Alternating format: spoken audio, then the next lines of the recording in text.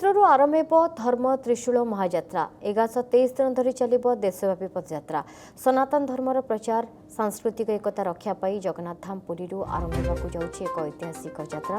ଆସନ୍ତା 23 ଶ୍ରୀକ୍ଷେତ୍ରରୁ ଏହି ପଦଯାତ୍ରା ଶୁଭାରମ୍ଭ ହୋଇ 23 ଏପ୍ରିଲ 2029 ପର୍ଯ୍ୟନ୍ତ ମୋଟ 1123 ଦିନ ଧରି ସାରା ଭାରତ ପରିକ୍ରମା କରିବ। ଏହି ବିଶାଳ ପଦଯାତ୍ରା ପୁରୀରୁ ବାହାରି ଶ୍ରୀ ଦ୍ୱାରକାଧୀଶ ଧାମରେ ସମାପ୍ତ ହେବ। ଭାରତର 28ଟି ରାଜ୍ୟ ପ୍ରାୟ 800 ଜିଲ୍ଲାର 12ଟି ଜ୍ୟୋତିର୍ଲିଙ୍ଗ ଏବଂ 51ଟି ଶକ୍ତିପୀଠ ପରିଦର୍ଶନର କାର୍ଯ୍ୟକ୍ରମ ରହିଛି।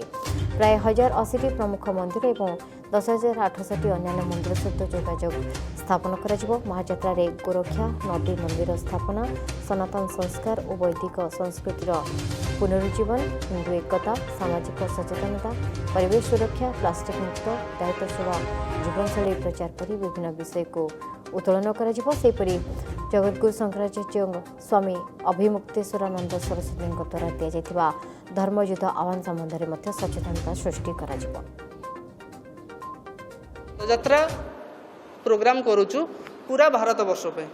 ଆମେ ଏହାର ମୂଳ ଲକ୍ଷ୍ୟ ହେଲା ଗୋ ସଂରକ୍ଷଣ ଆଉ ହିନ୍ଦୁ ସଂସ୍କାର। 24 ମାର୍ଚ୍ଚ 2026 23 ଏପ୍ରିଲ 2029 ପର୍ଯ୍ୟନ୍ତ ଆଧିରେ ଆମେ 12ଟା ଜ୍ୟୋତିର୍ଲିଙ୍ଗ, 51ଟା ଶକ୍ତିପୀଠ, 10,800 ମନ୍ଦିରକୁ ପୁରା କଭର ଅପ୍ କରିବୁ। ଆଧିରେ 28ଟା ରାଜ୍ୟ, 800 ଜିଲ୍ଲା ସମ୍ମିଳିତ।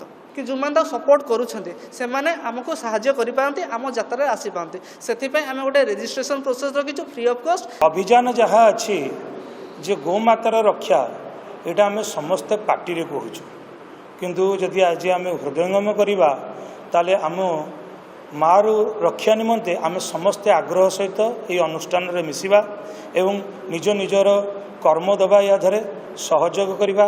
ଆର୍ଥିକ, ଶାରୀରିକ, ମାନସିକ 3 ପ୍ରକାର ଗୁଣ ଦେଲେ ଆମ ଦେଶର ଉନ୍ନତି ହେବ। ଆମକୁ ଜନ୍ମଧାତ୍ରୀ ମା ଜନ୍ମ ଦେଲା, ଗୋମାତାର କ୍ଷୀର ପିଇ ଆମେ ବଡ଼ ହେଲୁ, ଧରିତ୍ରୀ ମାତା ଆମକୁ ପାଳିଲା। କିନ୍ତୁ ଏଇ 3 ଜଣ ମାତା ବର୍ତ୍ତମାନ କଳିଯୁଗରେ ଅବହେଳିତ। ये जो प्रयास, ये जो अनुष्ठान करचंती भल प्रयास, किंतु दुखर विषय गोमाता विषय अनेक प्रचार प्रसारण। जदि आपंक आम भिडी भल लगा तेब आम चैनल को लाइक, शेयर और सब्सक्राइब करने को जमा भी भूलु नहीं।